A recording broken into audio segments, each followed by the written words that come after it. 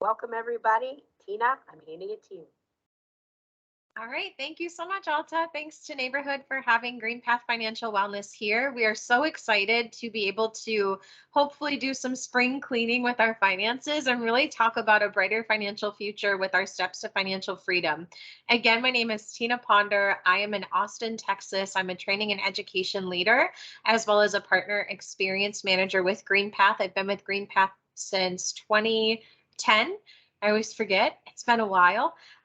Greenpath is wonderful. They've been around since 1961. They are a leader in the financial wellness space to make sure that we're able to help empower people to lead financially healthy lives. For those of you who might be new to Greenpath, we are nonprofit, just like a nonprofit financial institution credit union, and we are licensed to counsel in all 50 states. All of our counseling and education services through Greenpath, they're free. So if you do want to give Greenpath a call to learn about all of the different tools and resources that we have, it is a free and confidential session. We offer financial wellness assessments. So I always tell people to give us a call once a year for a financial wellness checkup. We can do that. We also offer housing counseling. So, a lot of people don't know that we are a nonprofit HUD approved housing counseling agency through the U.S. Department of Housing and Urban Development. We also offer counseling services for your credit report. So, a lot of people have questions about their credit. How do I establish it? What's on my report? How do I understand it? We can help you with that. And then, of course, we've got debt management services, which I'll touch on just a smidgen today. Today, we're really going to be focusing on your personal financial wellness management. Again, if you do have questions about debt counseling or housing counseling, or if you'd like to go over a credit report with us, you're more than welcome to give us a call. We do offer counseling services both in English and Spanish on demand. And then if you do happen to have friends or family members, or you yourself would rather talk to us about finances in your native language, we offer 300 plus telelanguage counseling services too. So we've got all of that available for you. I would like to talk to you today about spending plans and budgets. So, we are really going to get into how to make yourself feel most confident, how to make yourself feel most empowered to lead a financially healthy life and give yourself some freedom. So, I am going to ask all of you to chat this into the chat box. If somebody were to ask you, maybe your kid or a friend, what is a budget? What is a spending plan? How would you describe it?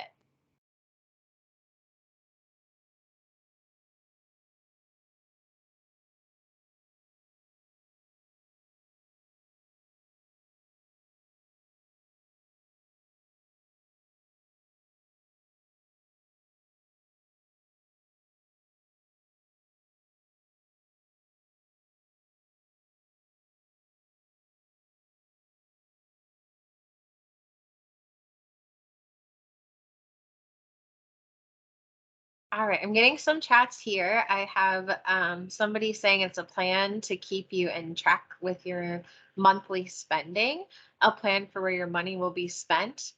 I would describe it as a monthly record of what is earned and spent with expenses. I like how concise these are. I actually had to Google, I work at Greenpath. I've worked here for forever. When it comes to intentionally coming up with a description for this, I'm like, ooh, there's so many things you could say.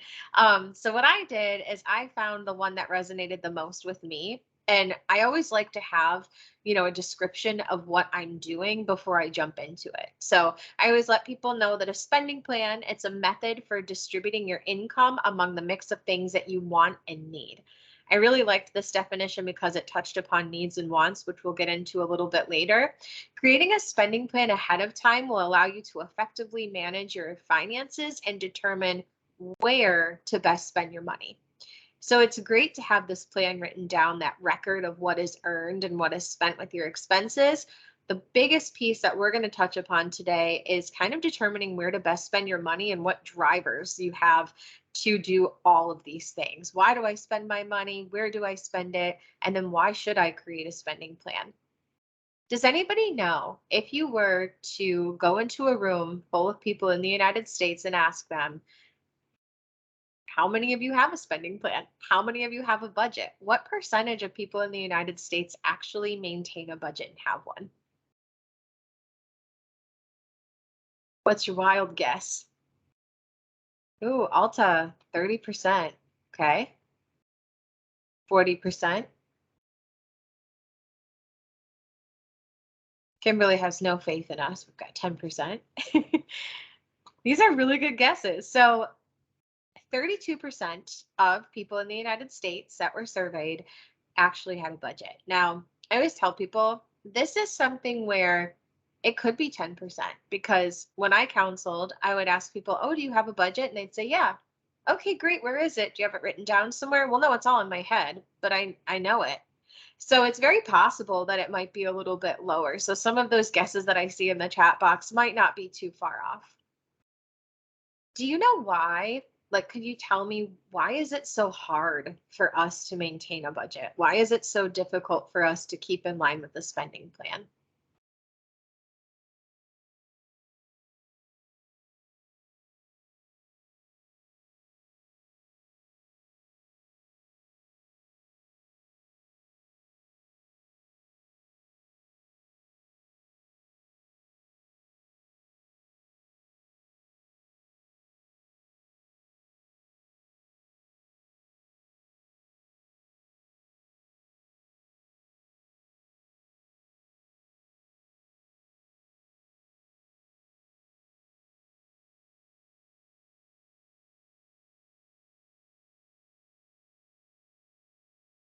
Okay, I'm getting lots of good answers here. I'm going to go over a couple of them. Still keep typing. I know that some people are kind of typing in their thoughts.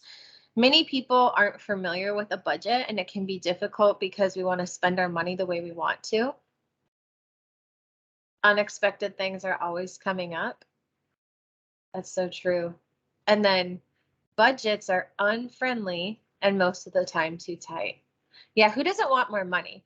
So I always used to tell people when I was counseling, like, if I just had a money tree, trust me, I'd just give that to you because I just want everybody to be happy.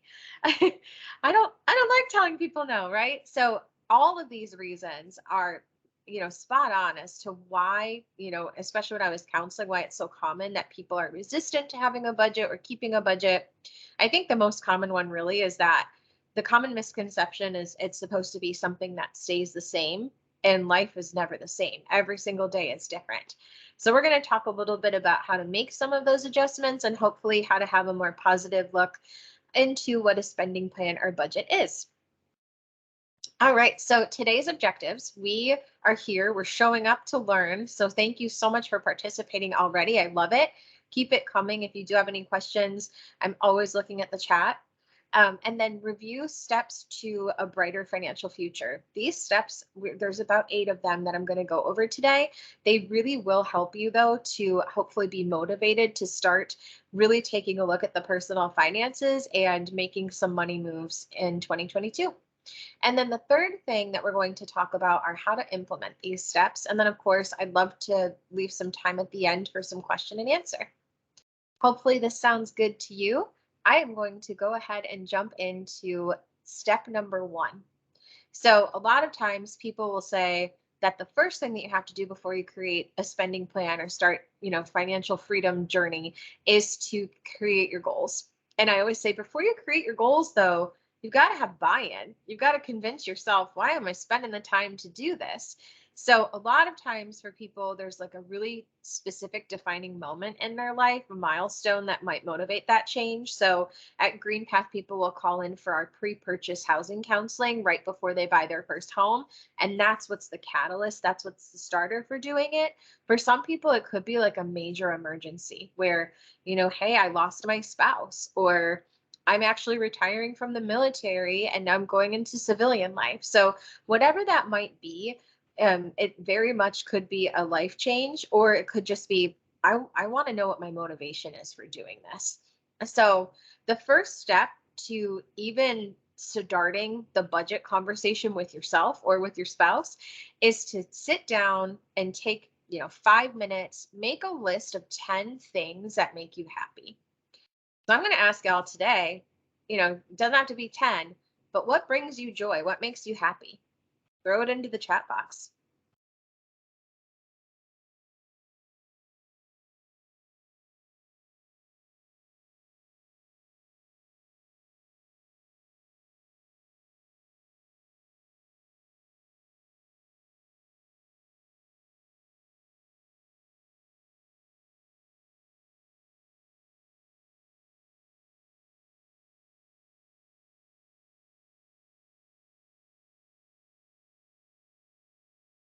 You'll notice too that sometimes I chat in answers to my own questions. It helps me to keep thinking and keeps me engaged too. So I've got a lot of like a family theme here, which a lot of us are motivated by family. And then I have a lot of travel in the chat box too. That's really interesting. All right. So keep those in mind as we're going through today. What's that motivator for what makes you happy? What brings you joy? One of the things that you could do, and this is a really interesting method that one of my colleagues came up with. She actually prints out a picture of what her motivation is for that month and she puts it on the back of her debit card. So she'll like tape it on. So if you're really motivated by family, like or your kids, put a picture of your kid on the back. For me, I love my pets. I always joke around that I work hard so that my cats can have a better life. They've got the best life. So, whatever it might be, that could absolutely be something to do is on the back of your debit card, put a picture of what motivates you. If it's travel, maybe an airplane or a sunshine, whatever that might be. And really continuing to put the inspiration in front of you will help you to reach your goals and your dreams. So I always tell people one of the things that we really want to be aware of. I'm so happy that y'all are here, like getting this knowledge and education. Never stop looking for inspiration. So listen to podcasts, look out for more neighborhood webinars, talk to people. You never know who you could connect with this that has a similar journey or maybe has some tips and tools for you too. And then I just want to read the last one that I got in the chat box. Somebody said that what defines their motivations are family, health, and happiness. Health is a huge one that I think I oftentimes take for granted. So I think that's really great. So that's step number one. Now, notice we haven't even written down anything with numbers yet, right? So step number two is all about getting organized. Still, I'm not writing anything down yet. What I'm going to do is I'm going to collect my information. One of the things that I would tell people when I was counseling all of the time is that it's great that you have that budget or spending plan in your head. I'm so glad you know. If you were, God forbid, to have something happen to you tomorrow, you are, you've gone missing, or you're in the hospital, or, God forbid you're not here, would somebody else be able to easily go into your home and they know where that file is, they can find a list that's there, and they would be able to easily not spend a ton of time to do it? And I will say, like, I mean, it was really 10 out of 10 times people were like, I honestly can't say that I have that, right? Or, my husband takes care of the finances. I actually don't know. He doesn't even know I'm calling you today. And so I always tell people, you want to set it up so that, if something were to happen to you, that's kind of the mindset that you have to have is, could somebody else, my family, who I'm so motivated by, would they be able to go in and do this? My mother was very ill in 2016, and I actually was in that position where I had to go in and kind of take over her finances and take care of it. And I love my mom, but she was very like free spirit. She did not have anything organized. And like to this day, I still find things that I'm trying to figure out. So I tell people it's really important to have something written down where it's easily able to identify and find. So when I say to get things organized, and can you all still see my screen? Okay, I clicked on something and it looks different, so I just want to make sure. So I want to make sure that you're able to have anything that is a basic bill. So how much is the rent or mortgage? How much are your utilities every month? You want to get that organized. If you do have retirement accounts, anything like that, you'll want to get it organized. If you have Social Security, disability, a VA paycheck coming in, a normal paycheck coming in, you'll want to have copies of those just so people can see what were we working with. Copies of last year's taxes is really helpful to have on this list of the get organized. The other thing that's really important is if you have debts. So one of the easiest things that you could do is you could just pull an informational copy of your credit report from annualcreditreport.com and have that. If you do have credit cards, really getting those statements printed out, the most recent, or at least writing down the username and passwords for those And I know that a lot of us just have those saved on our computer, but getting those down might be really helpful. If something were to happen to you, somebody could dip in and get that. So getting organized is really important. In the chat box, I did put in the annualcreditreport.com website. We're going to talk a little bit more about this when we talk about getting your credit together. But that is the best website to go to get your free informational copy once a year, and it does not affect your score. So, all right, we've collected everything. We know why we're doing this. We feel joy, hopefully, while we're doing this. The next part is reviewing our money. So what does reviewing our money mean? This is really where we get into the details of the math. So we've got all of the information organized and we're going to look at it. What are my balances? What are my interest rates on my different loans and credit cards? What are my monthly expenses, including things like haircuts, clothes, all of those miscellaneous expenses? What does my income look like? So spend some time reviewing where you're at, just to be like, all right, let's meet me where I'm at. What is my starting point?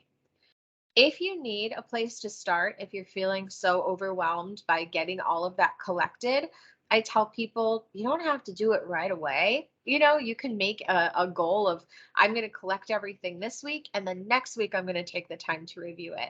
You certainly don't want to get yourself super overwhelmed or stressed out by this. The whole idea is that this is a joyful process. If you do need a place to start, the best place to start is your monthly budget.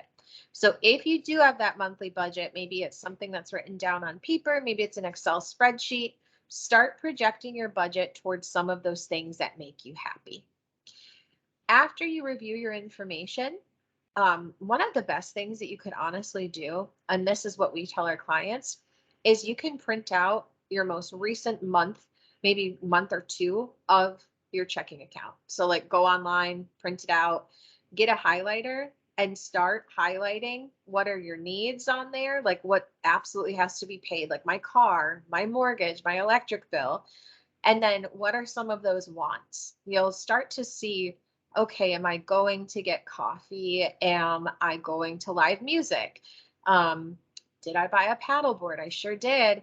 Did I need that? No. Did I want that? Yes. Right. So you can go through and start figuring that out. And then from there, I tell people with the wants, really write down what brought the most joy. Like maybe find 2 or 3 of those things that brought you the most joy so that you can keep your motivations in mind as you're going through this. So as you review the information, you might start seeing trends in your situation. And the trends are really helpful to understand, why do I make the financial choices that I make? I need to understand my money habits. So one of the ones, and I just did this workshop not too long ago, I did it this week.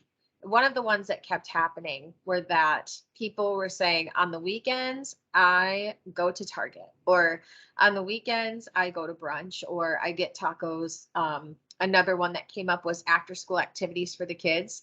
We go to sports, and then after sports, we go and grab ice cream, whatever that might be. So we all have money habits, and there are rhythms to our life that involve how we spend money.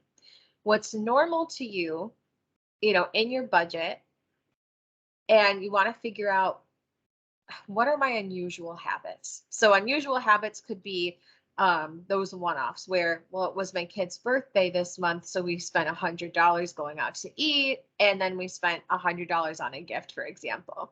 So I tell people it's really good to be in tune with the normal habits and then also those unusual habits of how you spend money. And then when you're taking a look at it, figure out what is influencing my choices. So this one's really digging deep. So I tell people, for me, I grew up with a single parent, and my mom was great, but she was not very organized. And so for me, how I spend my money is I always pay for the place I stay first. I actually try to pay a little bit extra towards rent every month. And then I always try to be at least a month ahead, God forbid something is to happen. So when I take a look at my money habits, I'm like, oh man, like this really is deep rooted in childhood trauma of getting eviction notices and always being late with rent. It was always a surprise when December 25th came around and oh my gosh, it's Christmas. Oh no, I forgot. And so for me, like kind of like looking at my money habits, it's very interesting to see what the influences are and what the drivers are for how I spend money and how I learned about money. So that might be something that I encourage you to do as well, is figure out, why do I spend my money the way I spend it? And where did this come from? Where did I learn this habit? Um, my grandparents were very cash only. And so that's something else I've noticed too, is that with certain things like groceries, you won't see that on my checking account statement because I still use cash to buy groceries because of how I grew up with my grandparents. So I tell people that can be really telling for your money motivators and how you spend your money. And then when you take a look at it, what are your routines? So when you're running errands, is it normal for you to pick up a meal or a coffee?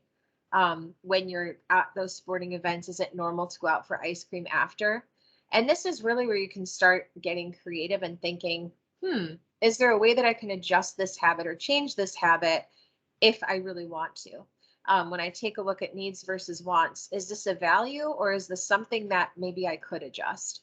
So one of the things that we tell people is, it's like, if you're always passing Target on your way home, try a different route to go home, or try something else where maybe you turn on your favorite song and you're like, I'm just going to listen to my favorite song because this is bringing me joy. I don't have to do the other thing that brings me joy that's going to impede my abilities to reaching my goals, right?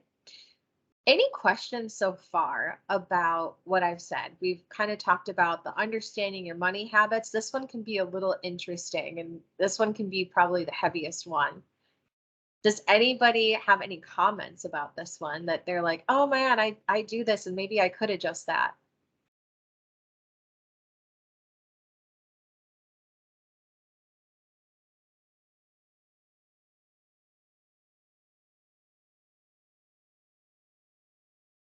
We got some people typing into the chat.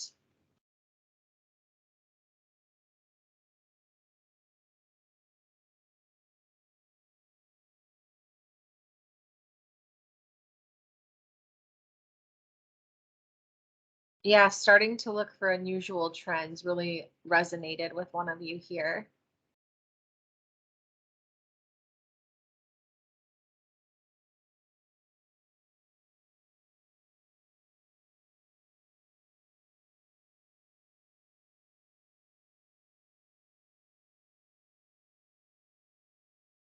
I never thought of analyzing the why for the finances. It seems so obvious. If you've got kids, telling them you got to clean your room, right? It's almost like telling us as adults, we've got to have a budget, we've got to have a spending plan. But why? I've been doing okay all of this time without one, right? It's interesting to think about. And then somebody said, change my way to work to bypass Smoothie King. That's so funny. That's a good adjustment, right? Changing the route.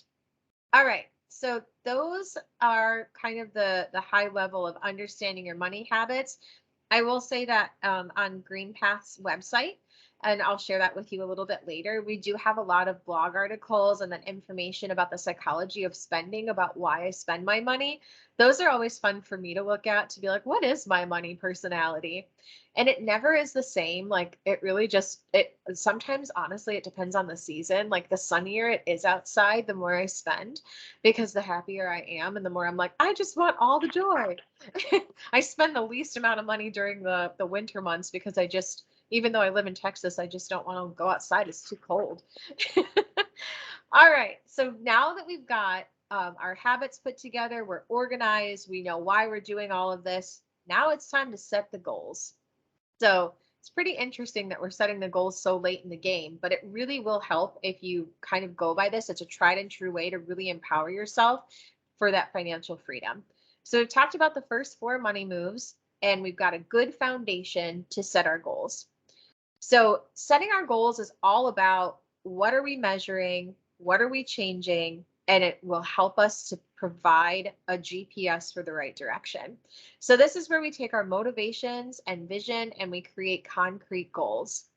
So one of the most common things that happens, people will call Greenpath and they'll say, okay, I'm calling you because my credit union told me about you and I want to buy a home. Hey, that's great. I'd love to hear more about you buying a home. Why do you want to buy the home? Well, I'm outgrowing this apartment. I want more space for my kids. Or, I want to have somewhere to give my kids for when I pass on. I want to have a legacy. So a lot of people will call and say that they want to buy a home. That's awesome. How are you going to do that? Yeah, I haven't thought that much ahead about it, right? Or when do you want to buy the home? Well, I'd like to buy the home within the next 6 to 12 months. We take a look at the spending plan, we take a look at the credit report, and it comes up where it might not be the best idea to buy a home within the next 6 to 12 months. Maybe we only have 3,000 in emergency savings. We might want some more. So I tell people creating a goal from a dream is really important. So a dream might be I want to buy a home, but creating a goal is something where you want it to have a timestamp on it and a how behind it. So if you've ever heard of SMART goals, and I talk about these all of the time, they are specific, measurable, attainable, realistic, and timely. It's really just saying, I'm going to save, for example, $500 a month for the next 12 months so that I have enough to start for my down payment on a home. My goal is to buy the home within 24 months. And how I'm going to do that is I'm going to pay off my debts on my credit report. I'm going to save more money towards emergencies and towards my down payment. And this is the amount of money, I want to have X amount of dollars by the end of this. So I tell people that creating the goals is really important to make them as smart, as specific as possible. And then you want it to be something that you can track and monitor. Almost think about it like a nutrition plan, right? Like you can say, I want to eat more fruits and vegetables, but maybe you track and keep a food diary of what you eat every single day. It's the same thing with your finances. It's financial health. So feeling in control of your finances is a really important point, and it's a really important thing to keep in mind when you're trying to be financially free. Saving receipts and setting up a time to review your spending every week is what we encourage. When I was counseling, I would tell people, do you think you might be able to find like 20 to 30 minutes a week to kind of sit down and look over this? Maybe on a Saturday or a Sunday, would that be possible? Well, yeah, because this has taken me 2 hours to get all of this information together to talk to you today, right? I don't want it to take you 2 hours. I want it to be something that you're doing all of the time. So the best thing that I can say is, if you do save receipts, that's great. If you're an on the go kind of digital person, just use your online checking account and look at that 20 to 30 minutes a week and do that exercise where you're seeing exactly what you're spending, because that will help you to stay on track towards your goals and help you measure it. And then finally, the question here is, can we set up a process that supports that goal specifically? So the process of, I'm just going to say Luis in here said, change my way to work to bypass Smoothie King. That's a process that you can put in place. And then I encourage you to write it down to say, I will save myself, $6.95 by doing this. Just those little motivators and having those visuals for you can really, really help. When we're talking about setting goals, there are 3 different types of goals that I encourage our clients to do. And this is something that Greenpath can talk through with you. I know for me, creating my financial goals, like even though I've been doing this for years and years, I don't like to look at my own stuff because I'm emotionally attached to it. And I always need a sounding board. Like, I think Alta and I were talking yesterday, not about financial stuff, but we were talking more about health stuff. And it was just so helpful to have like another person there. I'm like, oh, I'm just so glad that you're here, because having another person to talk through these things can really, really help to create those positive changes and action. So when you are setting goals, always have short-term goals, because short-term goals are the ones that make us feel the most accomplished because there's something that we can, do right away. So short-term goals are those things that you can achieve in a year or two. I always tell people we try to do it like 90 days. Do something that you can achieve within the next 90 days. Midterm goals are those things that can be achieved in 2 to 5 years. So for some people, Maybe it is buying a home in 2 to 5 years. Could also be a longer term goal though, right? So 2 to 5 years for some people might be, I want to have an emergency saving so I have enough to cover, a year of me being out of work. God forbid that happens. Long term goals are those that can be achieved in greater than 5 years. So, anytime you're going over your goals, I usually tell people to try to readjust these at least every 6 months if you can.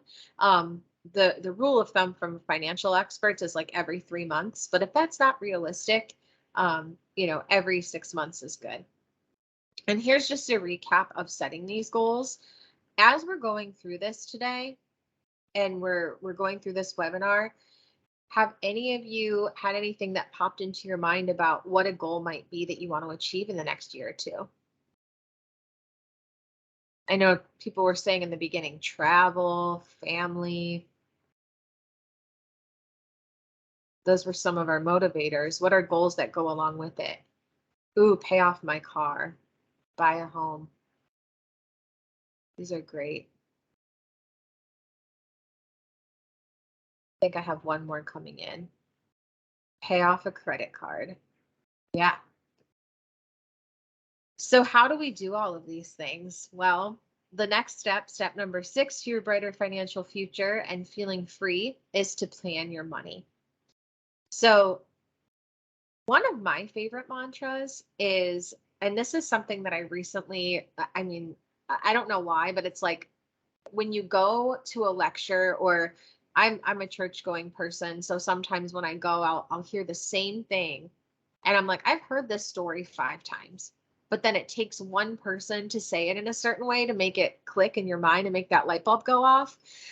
This is one of those instances where I heard this and I was like, oh my gosh, this is genius. And it's really just having a plan for every dollar in your budget and then assigning a job to every dollar that's in your budget. So that's really helpful for me to think about because it's making your money work for you. We work really hard for our money and life is hard. Like we have so many things that we manage as humans, and just being like, no, I'm in control of my money and I'm going to be, having this financial freedom. This $5 is designated towards this. This $50 is designated towards this. This is its job. That can really, really help you to be able to reach your goals effectively. And a budget and a spending plan, and I can say this time and time again, it's not a static document that never gets used. It's like a plant. It's like a house plant or a pet. It's a living, breathing thing that we've got to take care of. So don't think about it as something that, oh, it's like, I've got to have this because it's the responsible thing to do. It's something that you're going to be nurturing. So really think about it as something that you have to take care of. Our income and expenses, they are not consistent every month. We talked about this in the beginning where life happens and there are always adjustments that we have to make. We've got holidays, we've got birthdays, travel season. We have the unexpected come up, maybe a car problem. We really need to plan for every single month and the variance that comes with it. I was just noticing on my car that my registration is coming up in August. And I'm like, oh my gosh, it's already April and August is going to be here soon. I need to start planning for that. So that's something that I'm like going to be saving $25 a month for and setting aside just so I have it. Yeah. Okay, so somebody just brought up in the chat the $400 light bill in the summer. Uh-huh. And we just heard something. I'm out in Travis County in Austin, and they're going to be raising Austin Energy will be raising all of their prices this year. So I imagine that's probably happening all over the great state of Texas as well. So just something to keep an eye out for, right? And then more communication about your finances is really important because the lack of a plan, it can lead to arguments, it can lead to lack of sleep, it can lead to stress and uncertainty. So I always tell people, if you are living in a household where you share finances with another person, including children, it's really important to get everybody on board and communicate with them. One of the exercises that you can do at your household when you're planning your money is, before you even say, we can't buy you those sneakers, or no, you can't buy those sporting event tickets, like we've got to do this. Before you even do that and have those conversations, do the exercise where You write down 10 things that bring you joy and 10 things that make you happy. And then you can rank your top three. And chances are in the top three, the sneakers or the sporting event aren't going to be there. Chances are it's going to be like family, pets, other things like that. So I tell people before you even have those conversations and plan your money, especially if you're communicating and sharing with somebody else, do that exercise because it will really help. After we create a plan for the money, then we can optimize our situation. So I'm going to talk to you a little bit more about the specifics of planning money as it comes to saving. So when you think about planning your money, a lot of people don't build savings into like a normal spending plan or budget. And it's something that can be really easy to miss, but it's also something that should be accounted for on a monthly basis. And some of you might be thinking, well, gosh, like I can't even keep, I'm living paycheck to paycheck. I think it's something like over 60% of people in the United States live paycheck to paycheck. So if you're not alone. I encourage you to even try to save $25 a month. Even if it's like I can save $10 a paycheck every 2 weeks, it gets you into a really healthy habit and it gets you into a positive mindset where, if there are emergencies that come up, you'll feel a little bit better knowing that that's there and that you're really, really striving. So experts always say that you should have an emergency savings that's equal to 6 months of your income at least. Get started now, even if it's $25 a month. So most of us, it's going to be really, really hard to work towards 6 months of your living expenses. I always tell people don't think about it that way. That is the rule of thumb. Think about it as little by little. What can I include in the budget? So that smoothie money, put it towards savings. Like put it towards the savings goal, even if it is like $7 a week or something. Emergency savings should always be first. And then you can also create more savings for fun things. People do this with their kids a lot with birthday money and things like that. They'll say, okay, like put this into your, your sneaker savings, put this into your travel savings, put this into your emergency savings. But I always tell people the emergency savings should be first. All right, let's talk about paying off a credit card. So somebody said that that was one of their short-term goals. And I know that people have lots of questions about, well, how does this work within the budget of things, especially with minimum payments, right? And then how often, if I do have an emergency that comes up, is my minimum payment going to go up? Are my balances going to go up? So I just tell people to plan your money with the credit cards and figure out what your good debt versus your bad debt is. Little history on credit cards. If you've got credit cards, you're not alone. They're very normal to have. And a lot of times they're a necessity to have for your credit report. So some of you were saying in the beginning that one of your goals was to buy a home. A lot of times you got to have that to play the game, to be able to get into a home to show that I can pay a credit card in full and on time every month. Credit cards have been around since about the mid 1950s. And the first was like, if you watch Mad Men, I don't know if you do, but there was like the Diners Club card. And then they moved more towards like your normal Visa and all of those.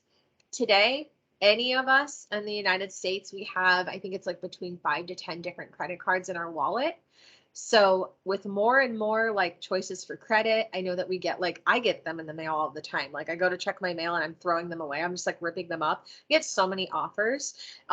It's really common to have them. So if you do have credit card debt, it's very true that the average person has really tough decisions to make about credit.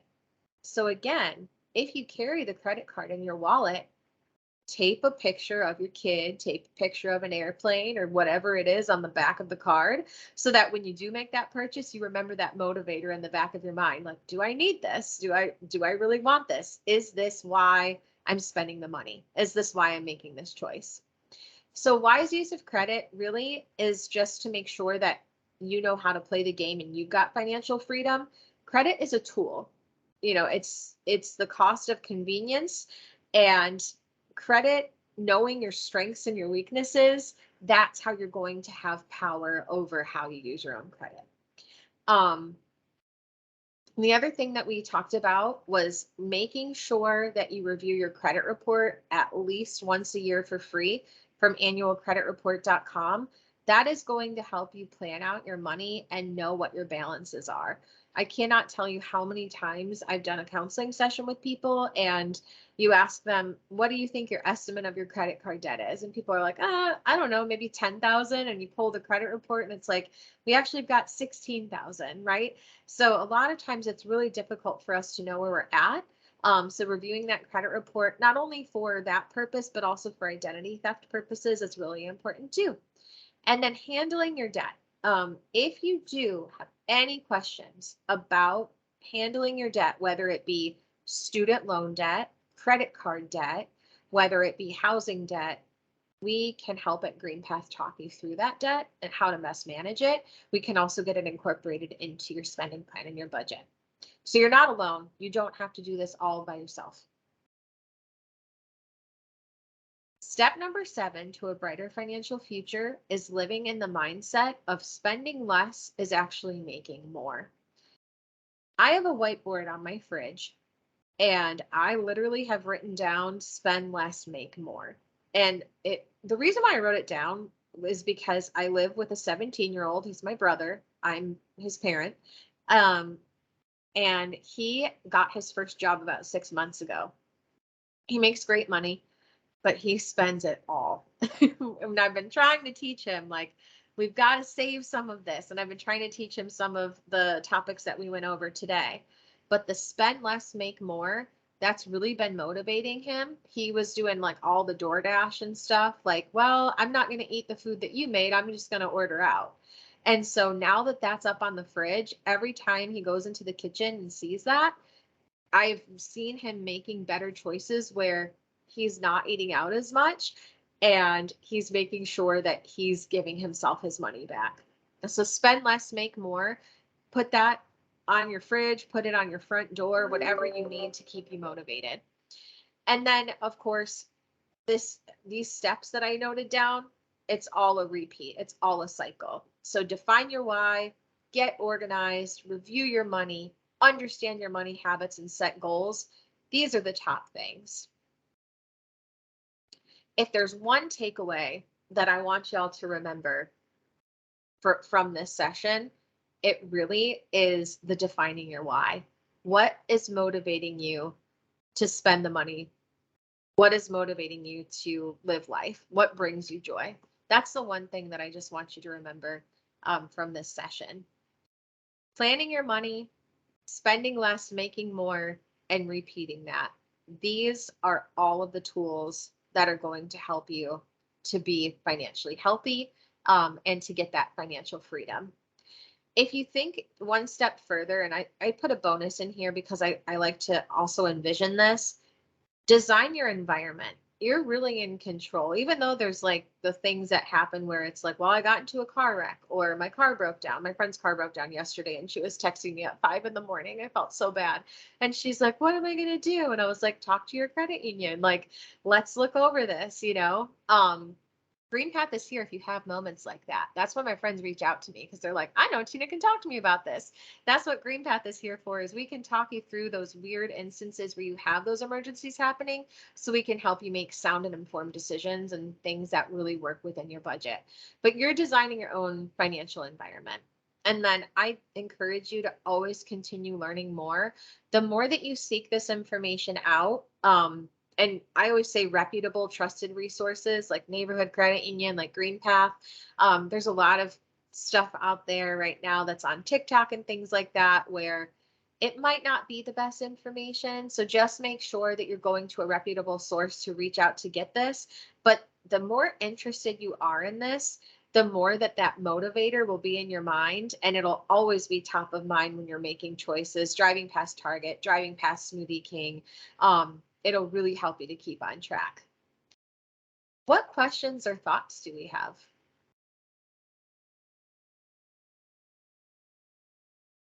Was there anything that surprised you today that you learned that you weren't expecting to learn?